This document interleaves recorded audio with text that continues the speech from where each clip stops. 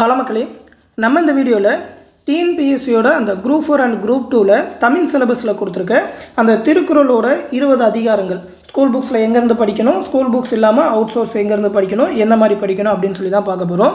இனிமேல் பார்த்தீங்கன்னா ஒரு வீடியோலையும் அந்த டிஎன்பிஎஸ்சியோட அந்த குரூப் 4, குரூப் 2, குரூப் 1 சிலபஸ் எல்லாத்தையுமே டீகோட் பண்ணி அதோட டாபிக்ஸ் எல்லாமே எங்கே படிக்கணும்னு சொல்லி அந்த வேர் டு ஸ்டடி தான் பார்க்க போகிறோம். அந்த வேர் டு ஸ்டடி பிடிஎஃப்பும் கொடுக்குறேன். அது இல்லாமல் அந்த புக் சோர்ஸில் எங்கெங்கே கவர் ஆகுது அப்படின்னு சொல்லி அதையும் கிராப் பண்ணி இந்த மாதிரியே திருக்குறள் புக்ஸில் எங்கெங்கே இருக்குது, வெளியிலேருந்து எங்கெங்கே படிக்கலாம் அப்படின்னு சொல்லி அதோட மெட்டீரியலுமே நம்மளோட டெலகிராம் குரூப்பில் கொடுக்குறேன். இந்த மெட்டீரியல் கூட நீங்கள் நம்மளோட டெலகிராம் குரூப்பில் டவுன்லோட் பண்ணிக்கலாம். இந்த வீடியோக்குள்ள டிஸ்கிரிப்ஷனில் கூட லிங்க் கொடுக்குறேன். அதை பற்றி பார்க்குறதுக்கு முன்னாடி ஒரு முக்கியமான அப்டேட். நம்ம சேனலில் அப்கமிங் 2026ஓட குரூப் 4 அண்ட் குரூப் 2க்கான online classes and test batch conduct பண்ண போகிறோம். வரப்போகிற 25ஆம் தேதியிலேருந்து பேட்ச் ஸ்டார்ட் பண்ண போகிறோம். அதற்கான அட்மிஷன் இப்போ போயிட்டுருக்கு. 24/11/2025 வரைக்கும் ஜாயின் பண்ணிக்கலாம். ஒரு 6 மந்த்துக்கான ஸ்டடி பிளான். இப்போதைக்கு ஒரு ஆஃபர் ப்ரைஸாக 999 ரூபா தான் சொல்லியிருக்கோம். ஆஃபர் ப்ரைஸ் முடியறதுக்குள்ளே ஜாயின் பண்ணிக்கோங்க. நம்மளோட டிஎன்பிஎஸ்சி எம்எஸ்சி ஓல்டு ஸ்டூடெண்ட்ஸ்க்கு இன்னொரு ஆஃபர் ப்ரைஸாக 750 ரூபீஸ் தான் சொல்லியிருக்கோம். இதிலே பார்த்தீங்கன்னாக்கா TNPSC group 4 and group 2 exam தேவையான ஸ்டடி மெட்டீரியல், அதற்கான video classes, test series, previous year question bank, current affair PDF, book back question PDF அப்படின்னு சொல்லி எல்லாமே ப்ரொவைட் பண்ணுறோம். அந்த பேட்சில் ஜாயின் பண்ணணும்னு நினச்சிங்கன்னா 8903302290 அப்படின்ற நம்ம அட்மின் வாட்ஸ்அப் நம்பருக்கு டிஎன்பிஎஸ்சி பேட்சில் ஜாயின் பண்ணணும்னு சொல்லி மெசேஜ் பண்ணுங்கள். ஃபீஸ் பே பண்ணணும்னு நினைக்கிற ஸ்டூடெண்ட்ஸ் இந்த நம்பருக்கு 8903302280 நம்பருக்கு கூகுள் பே இல்லைனா ஃபோன்பே மூலமாக பே பண்ணிவிட்டு அதை ஒரு ஸ்க்ரீன்ஷாட் எடுத்து நம்மளோட அட்மின் நம்பருக்கு சென்ட் பண்ணால் போதும். அந்த பேட்சில் ஜாயின் பண்ணி விட்ருவாங்க. டிஎன்பிஎஸ்சி எக்ஸாம் தேவையான கம்ப்ளீட் கைடன்ஸ் அந்த பேட்சில் ப்ரொவைட் பண்ணுவோம். எந்த டவுட்னாலும் நம்ம அட்மின் வாட்ஸ்அப் நம்பரில் கேட்டு தெரிஞ்சுக்கோங்க. இப்போ அந்த சிலபஸ் பற்றி பார்த்துருவோம். ஃபஸ்ட்டு பார்த்தீங்கன்னா திருக்குறளில் இந்த தடவை 20 அதிகாரங்கள் அப்படின்னு சொல்லி மாற்றிட்டாங்க. இதுக்கு முன்னாடி 25 அதிகாரங்களாக இருந்தது. இது எல்லாத்தையுமே பார்த்தீங்கன்னாக்கா அந்த அழகு 7 அப்படின்னு சொல்லி அந்த தமிழோட சிலபஸில் தான் சேர்த்துருக்காங்க. 20 அதிகாரங்கள் மட்டும் அப்படின்னு சொல்லி அந்த ஒழுக்கமுடைமையில் ஆரம்பித்து அருளுடைமை வரைக்கும் கொடுத்துருக்காங்க. இந்த 20 அதிகாரங்கள் தான் படிக்கணும். லாஸ்ட் டைம் 25 இருந்ததுலேருந்து சில அதிகாரங்களை தூக்கிட்டு புதுசாக சில அதிகாரங்கள் எல்லாமே புது புக்குக்கு ஏற்ற மாதிரி மாற்றிருக்காங்க. அது இல்லாமல் நீங்கள் ஜென்ரல் ஸ்டடீஸ்க்கும் அந்த யூனிட் 6க்கு, அதாவது பார்த்தீங்கன்னா பழைய சிலபஸில் யூனிட் 8 இருக்கும், புது சிலபஸில் யூனிட் 6 அப்படின்னு சொல்லி டாபிக் தான் மாற்றிருக்காங்க. அதுலேயுமே நீங்கள் திருக்குறளை வந்து கொஞ்சம் டெப்த்தாக படிக்கிற மாதிரி இருக்கும். ஏன்னா அதுலேருந்து அதிகமாக கொஸ்டின் கேட்பாங்க. யூனிட் 6க்கு இது கொஞ்சம் ரொம்ப இம்பார்ட்டன்ட். அதனால் இந்த 20 அதிகாரங்கள் பார்த்தீங்கன்னா ஸ்கூல் புக்ஸ்லேயே இருக்குது, புதிய புக்லேயும் இருக்குது, பழைய புக்லேயும் இருக்குது. பழைய புக்கில் பார்த்தீங்கன்னா அதோட பொருள், அதோட விளக்கம், அந்த இலக்கண குறிப்பு, அது இல்லாமல் அது எந்த அணி அப்படின்னு சொல்லி தெளிவாக கொடுத்துருப்பாங்க. ஒரு அதிகாரம்னாக்கா அந்த அதிகாரத்தோட 10 குறளுக்குமான விளக்கம், குறள் எல்லாமே கொடுத்துருப்பாங்க. ஆனால் புது புக்கில் பார்த்தீங்கன்னா ஒரு அதிகாரம் அப்படின்னு சொல்லி இருக்குனாக்கா அதுலேருந்து ஒரு 2-3 குறள் தான் கொடுத்துருப்பாங்க. பேலன்ஸ் எல்லாமே பார்த்தீங்கன்னா அந்த புக்கோட கடைசியில் ஒரு 15 அதிகாரங்கள் 20 அதிகாரங்கள்னு ஒரு ஸ்டாண்டர்ட்லையுமே கொடுத்துருப்பாங்க. அதில் தான் கொடுத்துருக்காங்க.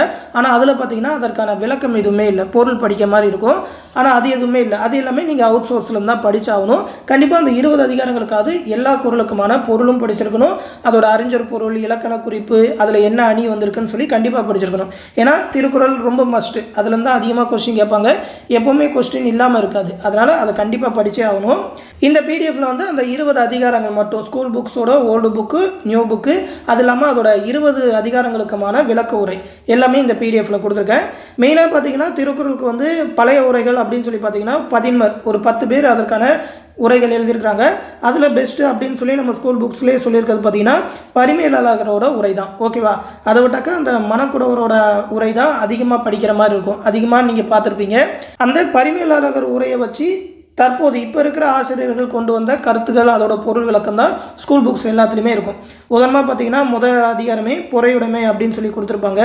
இது வந்து ஓல்டு புக்லேயே இருக்குது. ஓல்டு புக்கில் இந்த மாதிரி கொடுக்குறாங்கன்னா அந்த முழு அதிகாரத்தோட அந்த 10 குறளுமே கொடுத்துருப்பாங்க. ஓகேவா? அந்த 10 குறளுமே கொடுத்து அந்த 10 குறளுக்குமே பொருள், அதில் வர சொற்பொருள், அதாவது அந்த அறிஞர் பொருள், ஒரு வார்த்தைக்கும் அறிஞர் பொருள், இலக்கண குறிப்பு, பகுபத உறுப்பு இலக்கணம், அதில் ஏதாவது அணிகள் வந்திருந்ததுனாக்கா என்னென்ன அணிகள் வந்திருக்கு அப்படின்னு சொல்லி அது எல்லாமே தெளிவாக கொடுத்துருப்பாங்க. நீங்கள் பழைய புக்ஸில் அந்த அதிகாரங்கள்லாம் இருந்ததுனாக்கா அதை மட்டும் நீங்கள் படித்தாலே போதும், ஓல்டு புக்ஸே கவர் ஆகிரும். இதோ இந்த மாதிரி எடுத்துக்காட்டுவோமே அணி அப்படின்னு சொல்லி ஒரு குறளுக்கும் என்ன மாதிரி இருக்குன்னு சொல்லி தெளிவாக கொடுத்துருப்பாங்க. ஆனால் புது புக்கில் பார்த்தீங்கன்னாக்கா இந்த மாதிரி ஒரு டாப்பிக்லேருந்து ஒரு 2-3 குறளுக்கான பொருள் விளக்கம் தான் கொடுத்துருப்பாங்க. அதற்கான அறிஞர் பொருள் கூட சில இதில் தான் இருக்கும். அதுவும் அந்த புக்கோட கடைசியில் அந்த மொத்தமாக அந்த 10 குறள் அப்படின்னு சொல்லி மொத்தமாக கொடுத்ததில் அந்த அதிகாரத்தோட நம்பர் தான் இருக்குமே தவிர அதோட பொருளோ அதோட விளக்கமோ தெரியாது. அந்த விளக்கம் எல்லாத்தையுமே நீங்கள் அவுட் சோர்ஸ்லேருந்து தான் படித்தாகணும். உதாரணமாக பார்த்தீங்கன்னா இப்போ ஊக்கமுடைமை அப்படின்னு சொல்லி எடுத்துக்கிட்டிங்கனாக்கா ஸ்கூல் புக்ஸில் வந்து ஒரு 3 குறள், ஓகேவா, ஒரு 4 குறள் கொடுத்துருக்காங்க, அதற்கான விளக்கம் கொடுத்துருக்காங்க. அது இல்லாமல் புக்கோட கடைசியில் அந்த 10 குறள் தான் கொடுத்துருக்காங்க, அதற்கான விளக்கம் பார்க்கணும். ஓகேவா? அந்த பரிமேலழகர் உரையை வச்சு கொடுத்த தற்போது ஆசிரியர்கள் கொடுத்த விளக்கங்கள் பார்க்கணும். அது இல்லாமல் இந்த பிடிஎஃப்ல கொடுத்துருக்கேன், இந்த விளக்கங்கள் நீங்கள் படிச்சுக்கலாம். இது இல்லாமல் பார்த்தீங்கன்னாக்கா அந்த ஒரு குறளுக்கும் என்ன அந்த வார்த்தையோட சொற்பொருள் அப்படின்னு சொல்லி படித்தே ஆகணும். இந்த 20 அதிகாரங்களுக்கு ரொம்ப கண்டிப்பாக பார்க்கணும். ஏன்னா இதில் இருந்தால் கொஸ்டின் வரப்போகுது. அதனால் அது எல்லாத்தையுமே நீங்கள் தேடி தான் படிக்கிற மாதிரி இருக்கும். அதை எல்லாத்தையுமே நம்மளோட பேட்சில் ப்ரொவைட் பண்ணுவோம். நம்மளோட பேட்சில் அந்த 20 குறள், ஒரு குறள் இருக்குனாக்கா அந்த குறள் அதோட பொருள் என்ன, அதில் என்னென்ன சொற்பொருள் வருது, அதோட இலக்கண குறிப்பு என்ன, பகுப்பத உறுப்பிலக்கணங்கள் என்ன அணி பயின்று வருது அப்படின்னு சொல்லி இந்த 20 அதிகாரங்கள், அதாவது மொத்தம் 200 குறளுக்குமே தனியாக கொடுத்துருவோம். அதோட மெட்டீரியல் எல்லாமே அனலைஸ் பண்ணி எடுத்துட்டோம். அதோட ஒரு காப்பி தான் இது. அது எல்லாத்தையுமே நம்மளோட பேட்சில் கொடுத்துருவோம். இந்த பிடிஎஃப்ல வந்து அதோட விளக்கங்கள் எல்லாமே இந்த 20 குறளுக்குமே கொடுத்துருக்கேன். ஸ்கூல் புக்ஸில் எங்கெங்கே இடம் பெறுது, ஓல்டு புக்கில் எந்த ஸ்டாண்டர்டில் இருக்குது, நியூ புக்கில் எந்த ஸ்டாண்டர்டில் இருக்குதுன்னு சொல்லி பிரிச்சே கொடுத்துருக்குறேன். எடுத்து பார்த்துக்கோங்க. இதோட பொருள் எல்லாத்தையுமே படிச்சுக்கோங்க. இந்த 20 அதிகாரங்களில் எந்த ஒரு வார்த்தையுமே விட்டுறக்கூடாது, கண்டிப்பாக படித்தே ஆகணும். இது இல்லாமல் பார்த்தீங்கன்னா எந்த உரை படிக்கிறீங்க அப்படின்னு சொல்லி அந்த பரிமேலழகரோட உரையை வச்சு தற்போது ஆசிரியர்கள் எழுதின விளக்கங்கள் படித்து பாருங்கள். ஏன்னா பார்த்தீங்கன்னா ஒவ்வொருத்தவங்களும் ஒவ்வொரு விதமாக சொல்லியிருக்காங்கன்றதுனால நிறைய இதை அனலைஸ் பண்ணப்போ நிறைய வார்த்தைகள் மாறுபடுது. ஒவ்வொருத்தவங்க வித்தியாசமான கருத்து எல்லாமே சொல்லியிருக்காங்க ஒரே குறளுக்கு. அதனால் முடிஞ்ச வரைக்கும் அந்த பரிமேலழகர் உரையை வச்சு தற்போதைய ஆசிரியர்கள் எடுத்த கருத்துக்கள் எல்லாத்தையுமே பாருங்கள். திருக்குறளுக்கு ஓவராலாக கவர் பண்ணுறதுக்கு இந்த பிடிஎஃப் போதுமானதாக இருக்கும். இது இல்லாமல் அந்த சொற்பொருள் எல்லாத்தையுமே கொஞ்சம் தேடி படிக்கிற மாதிரி இருக்கும். இந்த பிடிஎஃப்பை நம்மளோட டெலகிராம் குரூப்பில் டவுன்லோட் பண்ணிக்கோங்க. அடுத்தடுத்த வீடியோவில் மற்ற சிலபஸ் எல்லாத்தையுமே டீகோட் பண்ணி அதோட வேர் டு ஸ்டடியும் பார்ப்போம். தொடர்ந்து நம்ம சேனலையுமே ஃபாலோ பண்ணிக்கோங்க. நன்றி.